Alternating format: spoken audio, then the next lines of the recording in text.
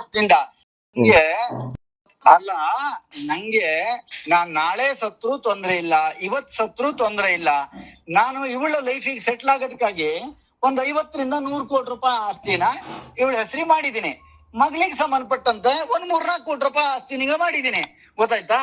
ಅದನ್ನ ಬಿಟ್ಟು ನಾನ್ ನಾಳೆ ಸತ್ರು, ಈಗ ಸತ್ರು, ಈ ಕ್ಷಣಕ್ ಸತ್ರು ನಾನು ಏನು ತೊಂದ್ರೆ ಇಲ್ಲ. ಯಾಕೆಂದ್ರೆ ನಂಗೊಂದು ನಿಷ್ಕಲ್ಮಶವಾದ ನಿಷ್ಕಪಟವಾದಂತ ಮನಸ್ಸಿನಿಂದ ನೀ ಹೇಳ್ದಲ್ಲ ಏನೇನೋ ಮಾಡ್ಯಾಳೆ, ಇಂಥದ್ 1000 ಜನ ಬಂದು ನನ್ನ ಎದುರಿಗೆ ಹೇಳಿದ್ರು ಕೂಡ ನಾನು ಮರೆಯೋ ಪ್ರಶ್ನೆಗಳು ಇಲ್ಲ. ಅವಳನ್ನ ಮರೆಯಲ್ಲ, ನಂಗೆ ಬೇಕಾಗಿ ಇಲ್ಲ.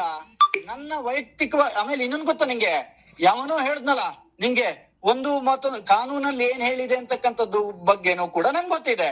ಆದ್ರೆ ಅವಳ ಲೈಫು ಸೆಟ್ಲು, ಮಗಳ ಲೈಫು ಸೆಟ್ಲು, ನನ್ನ ಲೈಫ್ ತಾನೆ ಎಂಡ್ ಆಗತ್ತೆ, ಹೋಗ್ಬಿಡ್ಲಿ, ಏನ್ ತೊಂದ್ರೆ ಇಲ್ಲ. ಏನೇ ಮಾತಾಡೋದಿದ್ರು ಸಹಿತ ನನ್ನ ಹತ್ರ ಮಾತಾಡ್ಬೇಕು ಬಿಟ್ರೆ ಅವಳಿಗೆ ನೀನ್ ಸುಳ್ಳೆ ಮತ್ತೊಂದು ಮರದೊಂದು ಇತ್ಯಾದಿಗಳೆಲ್ಲ ಹೇಳಂತ ಅವಶ್ಯಕತೆಗಳೇನಿದೆ? ಅವಳನ್ನ ನಾನು ಮದುವೆ ಮಾಡ್ಕೊಂಡ್ ಬಂದಿರೋದು, ಏನೇನೋ ಹೇಳೋದಲ್ಲ. ಅಲ್ಲ ನಂಗೆ ನಾನ್ ನಾಳೆ ಸತ್ರು ತೊಂದ್ರೆ ಇಲ್ಲ,